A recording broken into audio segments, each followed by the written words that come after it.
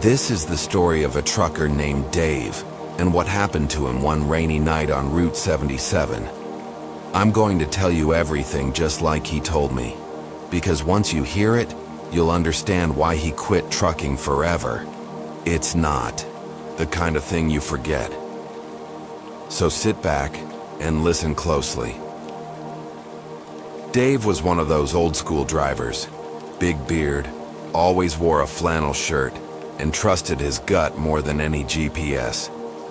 He'd been on the road for 20 years, seen all kinds of stuff. Bad crashes, weird people at gas stations, even a tornado once. But nothing ever made him think about quitting. Until that night. It started around 10 p.m. Dave was hauling a load of auto parts from Kansas to Arizona. He was on a long, dark stretch of Route 77, somewhere between two towns nobody really stops in. The rain had started coming down hard, and his windshield wipers were struggling to keep up. All he could see were the yellow lines ahead and trees flashing by in his headlights. He had the radio on low, just to keep himself company. Then he saw her, a woman standing on the side of the road. No umbrella, no car, just standing there in the pouring rain, wearing a white dress that clung to her body like it was glued on. Dave slowed down naturally. He thought maybe she'd been in a wreck or needed help. You don't just leave someone out in that kind of storm. He rolled down the window a bit and shouted, "You okay? You need a ride?" She didn't answer, just looked up at him. Pale face, soaking wet hair stuck to her cheeks. And those eyes. He said her eyes looked empty, like there was something missing behind them. Still, Dave opened the passenger door. "Hop in," he said. "I'll get you out of the rain." She climbed in without a word, just sat there, dripping water on the seat and stared straight ahead. Didn't buckle up, didn't ask where they were going. Dave felt a chill, even though the heater was on full blast. He tried to make small talk, asked her name, asked if she needed to call someone, but she just stayed quiet. After a while, he stopped trying. Then the radio started acting up. Static, high-pitched screeches, like someone twisting metal in his ear. He reached out to shut it off, but before he could, the girl finally spoke. "You shouldn't be on this road." Dave froze. "What?" She turned her head slowly and looked right at him. Her voice was quiet but sharp like broken glass. "You should have kept driving." And then, just like that, she was gone. Not gone, like she jumped out. Gone, like she vanished.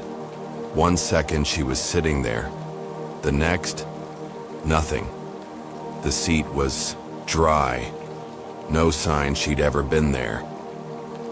Dave slammed the brakes, skidded a bit, and pulled over.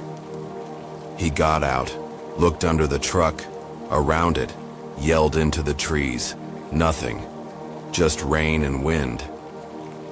He got back in the truck, shaken. His hands were trembling. He didn't believe in ghosts, or at least he didn't before. But something weird had just happened, and he couldn't explain it. He drove on, heart pounding, trying to calm down. Maybe he imagined it. Maybe he was tired. But the clock on the dash blinked. 2:43 a.m. 3 hours had passed. He had no memory of them. He hadn't stopped. The truck was still moving, but he couldn't remember a single moment of the last 3 hours. Then he saw it, a gas station, up ahead, lit by flickering lights. Looked abandoned, but he was desperate for a break. Coffee, maybe a bathroom, maybe someone who could talk him down. He pulled in. The pumps were rusted, and the windows were dusty. Still, the open sign glowed red. He stepped inside, and everything looked old, like it hadn't been touched in years. But there was a man behind the counter, reading a newspaper. Dave walked up. "Hey, you see a girl around here? Out by the road?" The man looked up slowly. "White dress?" Dave nodded, throat dry. "She's been walking that stretch for 50 years, the man said. Died in a wreck. Truck hit her. Some say she appears to warn drivers. Some say she's looking for the one who left her there." Dave's stomach dropped. "That can't be. She was in my truck, she vanished." The man just stared at him. "Count yourself lucky. Most who see her don't come back to tell anyone." That's when the lights in the gas station went out. Just like that. Total darkness. Dave stumbled back, reached for the door, heart slamming in his chest. He made it to his truck and floored it out of there. Didn't care about coffee. Didn't care about explanations. He just wanted to be far, far away. But Route 77 doesn't let go easy. The rain picked up again. Harder this time. He could barely see the road. And then, the girl was back, standing in the middle of the highway. He swerved, tires screaming, and the truck jackknifed into a ditch. He hit his head hard, and the last thing he remembered was her face, peering into the window. Eyes hollow, mouth smiling, like she was finally glad he stopped. When Dave woke up, it was daylight. His truck was upright, parked on the shoulder, like nothing had happened. No ditch, no crash, no blood. But there were handprints on the inside of the passenger window. Small, wet handprints. Like someone had been pressing against it from the inside, trying to get out. That was his last trip. He never drove again. Now Dave works in a diner. Doesn't talk much. But if you catch him late at night, and if he's had a cup or two of coffee, he might tell you this story. Not to scare you, but to warn you. If you ever find yourself on Route 77 during a storm, and you see a girl in a white dress standing by the road, don't stop, don't speak, and whatever you do, don't let her in.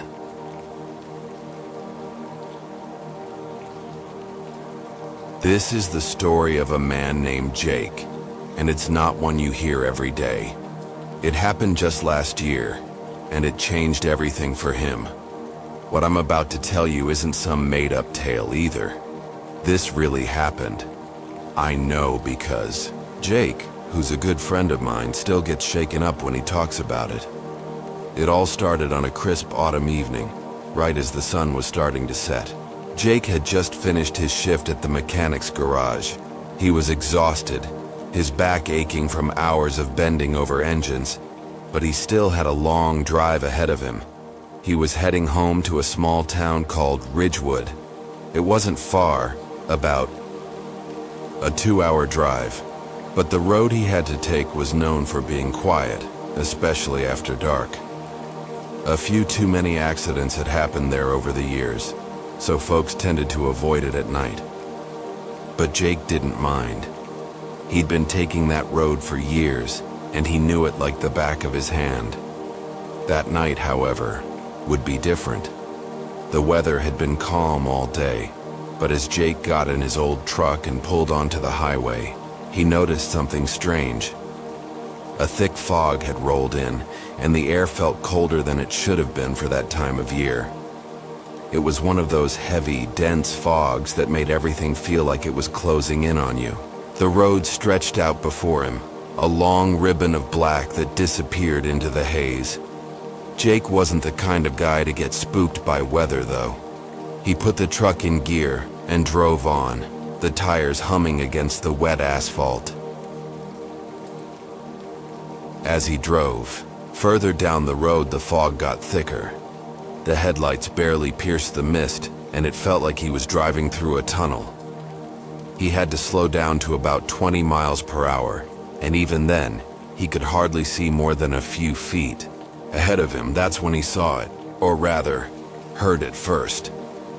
A loud bang. It came from behind him, almost like something had slammed into the back of his truck. Jake's heart jumped into his throat. He glanced in the rearview mirror, but saw nothing but the swirling fog. No headlights. No car, just the endless gray.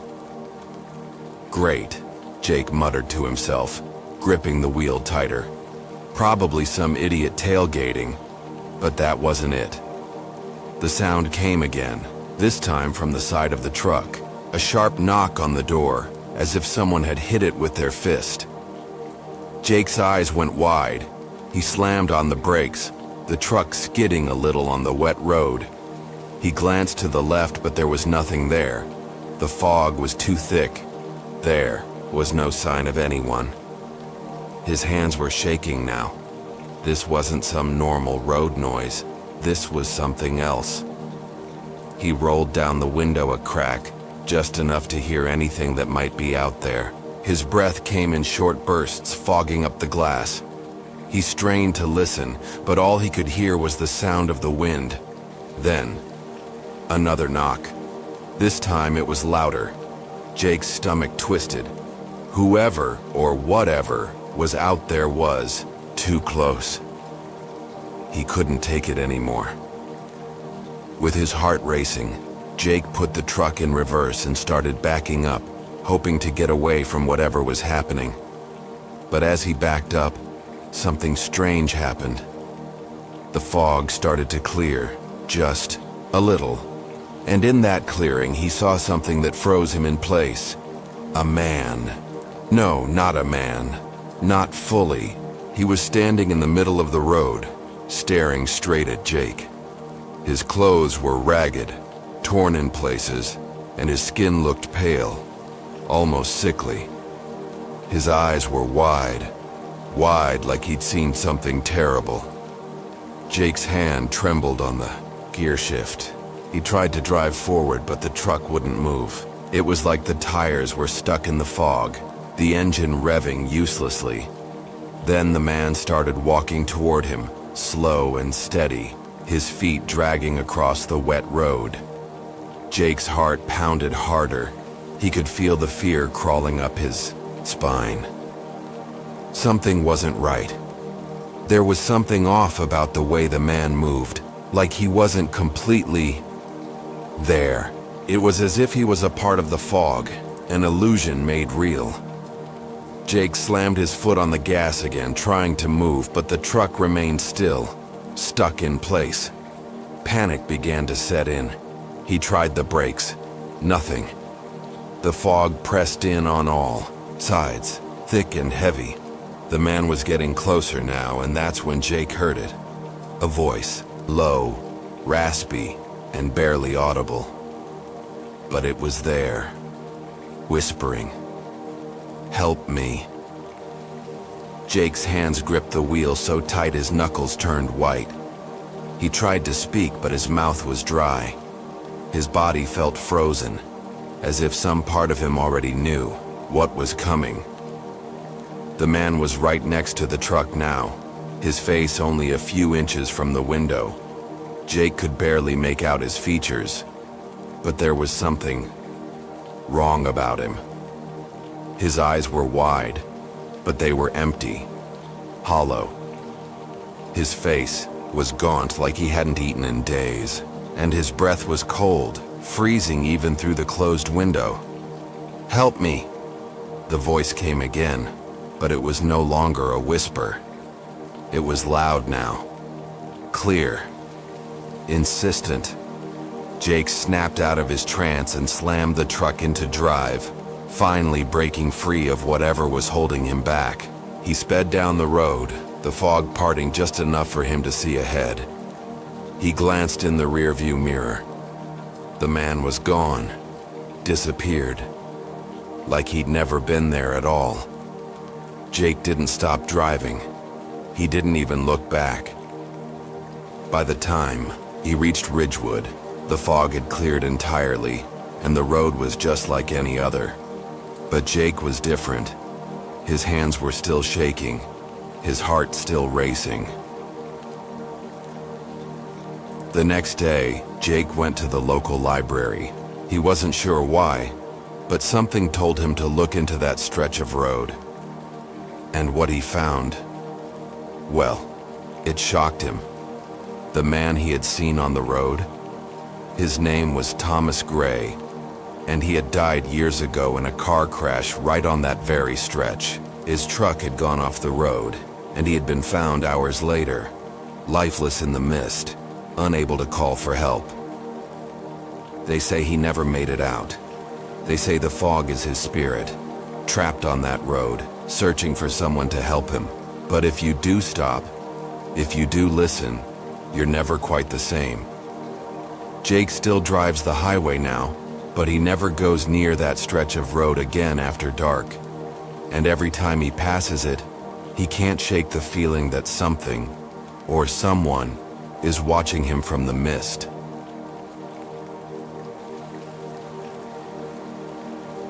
This is the story of a man named Mark, and it's one that's hard to believe unless you were there to see it. It all started about a year ago, during the dead of winter.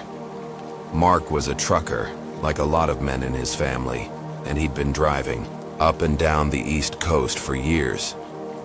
He'd seen his fair share of strange things, but nothing had prepared him for what happened that night on a lonely stretch of highway in Pennsylvania. It was a Friday, and Mark had just loaded up his truck with supplies to take to a warehouse in the next town over. He'd been running on little sleep, but he was used to long hours. It was winter and the cold was biting, but he didn't mind. The weather had been fine during the day, but as soon as night fell, the temperature dropped, and the snow began to fall in thick, swirling flakes.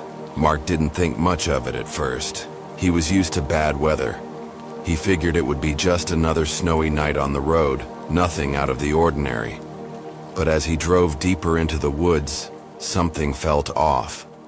The roads were slick, and the snow piled up quickly, making it hard to see. His headlights cut through the dark, but it felt like the night was swallowing him whole. Then, about 2 hours into his drive, something happened that made Mark's heart skip a beat. He saw a figure in the road. It wasn't like any figure he'd seen before. It wasn't a car, it wasn't a deer. It was a person, a man, standing right in the middle of the road, as if he had been waiting for Mark to come along. The man was tall and thin, dressed in dark clothes, and his face was hidden by a hood. Mark's first instinct was to swerve, but he wasn't going fast enough to avoid hitting him. He slammed on the brakes, the tires screeching on the icy road. The truck slid to a stop just a few feet from the man. Mark threw the truck in park, his breath coming fast as he stared at the figure standing motionless in front of him. "Hey!" Mark yelled out the window, but the man didn't move. He didn't even flinch. Mark's pulse raced. He had no idea what was going on, but the man wasn't reacting like a normal person. He was standing there, staring straight ahead, completely still. Mark sat there for a moment, unsure of what to do. He couldn't just leave him out there in the middle of a snowstorm, could he? But something in the pit of his stomach told him not to get out of the truck. He honked the horn. The man still didn't move. Mark's grip on the steering wheel tightened. This was weird. This was wrong. Finally, he opened the door slowly, just enough to speak to the man. He called out again, this time a little louder. "You need help or something?" There was no response. But as Mark stared at the man, something about him caught his eye. The snow around him wasn't sticking to his body. It wasn't like the man was walking through the snow. It was like the snow was moving around him, avoiding him altogether. Mark blinked, thinking it was just his eyes playing tricks on him. But no, he was sure now. The snow was swirling around the man as if he wasn't even there. That's when Mark heard the voice. "Don't come any closer." The voice was soft, but clear, and it made the hairs on the back of Mark's neck stand up. It wasn't the kind A voice you expect to hear on a quiet night like this. It was unnatural. Mark froze. What? Who are you? The figure didn't answer. Instead, he lifted one hand slowly, almost as if he were raising it to ward Mark off. And that's when Mark saw something that made his blood run cold. The man's hand wasn't right. It wasn't human. His fingers were long and thin, with a pale, sickly tint to them. His nails were sharp, and his skin had an almost translucent quality to it, like he wasn't made of flesh at all, but something else entirely. The snow, which had been falling around them, began to slow down, as if it were afraid to touch him. Mark's heart began to pound in his chest. What the hell is going on? He whispered to himself. The figure didn't respond. It just stood there, still and motionless, staring at Mark with its hollow, empty eyes. Mark couldn't look away, even though every part of him was screaming to run. A gust of wind blew through the trees, sending a shiver down Mark's spine. The snowstorm was intensifying now, but the figure remained unaffected by the cold. Finally, after what felt like an eternity, Mark couldn't take it anymore. He slammed the truck into gear, revved the engine, and drove off, the tires spinning and sliding on the icy road. His heart was racing, and his hands were shaking as he gripped the wheel. The image of the man's eerie face stayed with him, and he couldn't get it out of his mind. Mark didn't look back.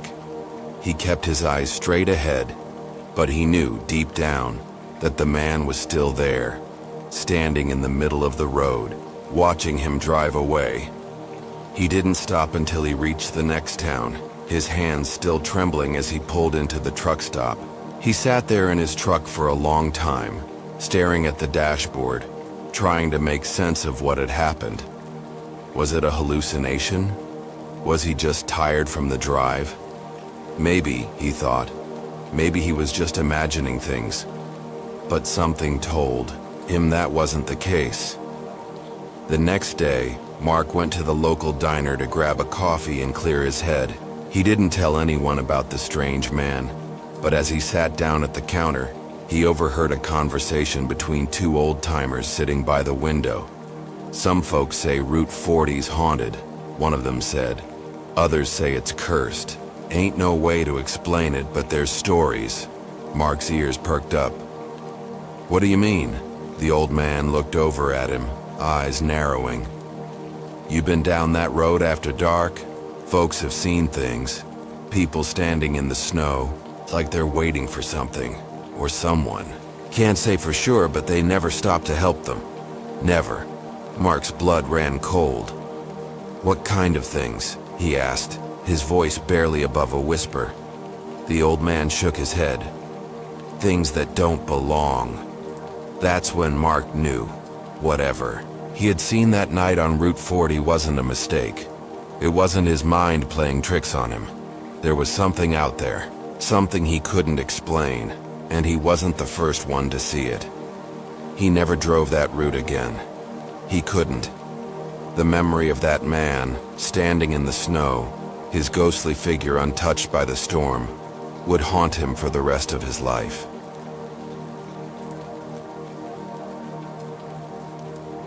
This is the story of Emily, and it's one she wishes she could forget.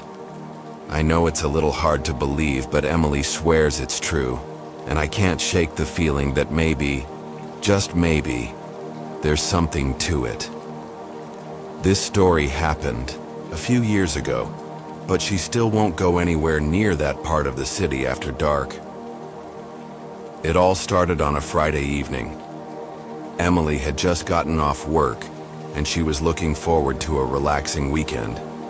She lived in a small apartment in the city not far from the downtown area.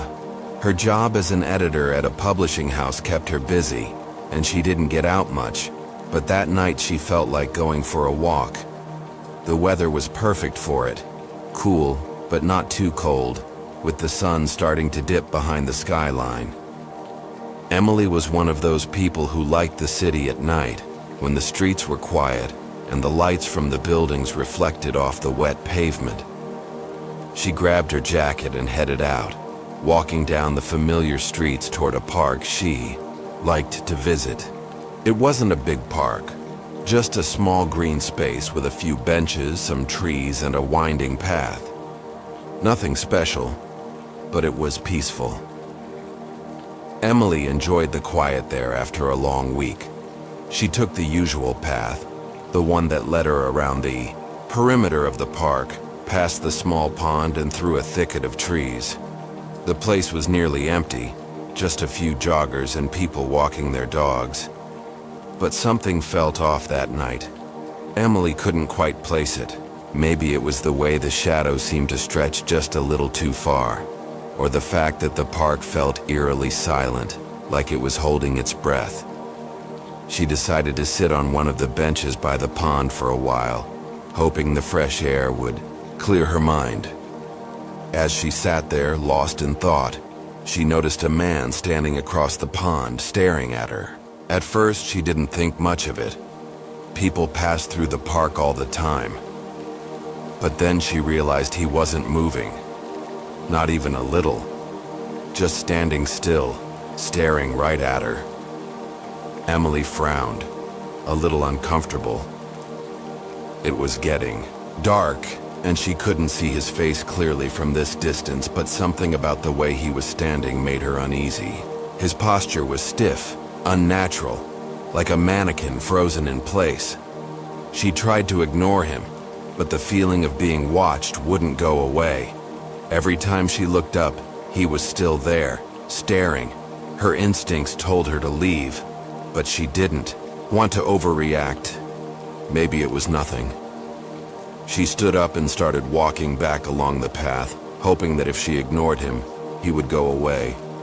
But as she walked, she heard footsteps behind her. Slow, deliberate steps that matched her pace. She quickened her stride, hoping to get out of there faster, but the footsteps didn't change. Emily turned around, her heart starting to race. The man was still there, now only a few feet behind her, walking the same path, matching her steps. Exactly. His face was still hidden in the shadows, but she could see his silhouette clearly now.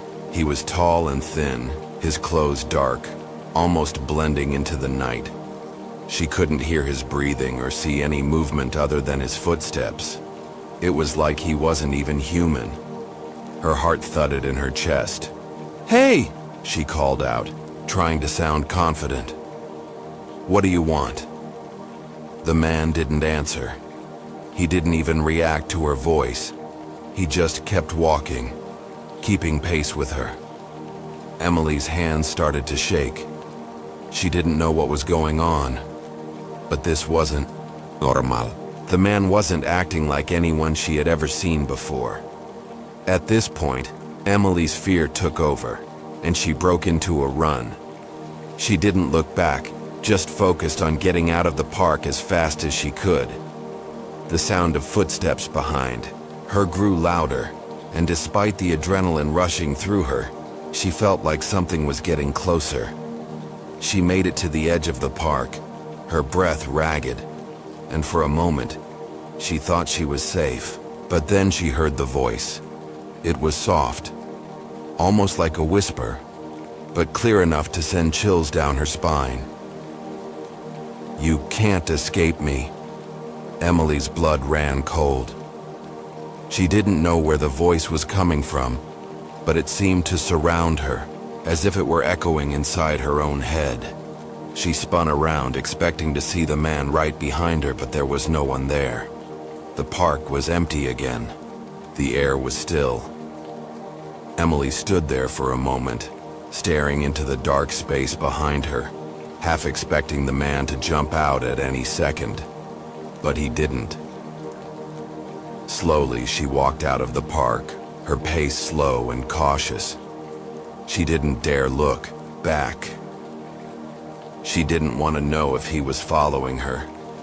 When she got back to her apartment, Emily locked the door behind her and sat down, trying to calm her racing thoughts. Was it her imagination? She couldn't shake the feeling that what had happened wasn't normal.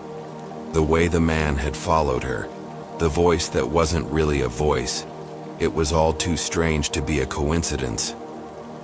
The next day, Emily went to the park again, hoping she'd somehow imagined the whole thing. But when she arrived, she saw something that made her stomach drop. There, across the pond, in the same spot where the man had stood the night before, was a small, weathered bench. And on that bench was a note. It was old, the paper yellowed with age, but it was unmistakable. The handwriting on it was clear and familiar, though Emily couldn't place it at first. She picked it up, her hands trembling.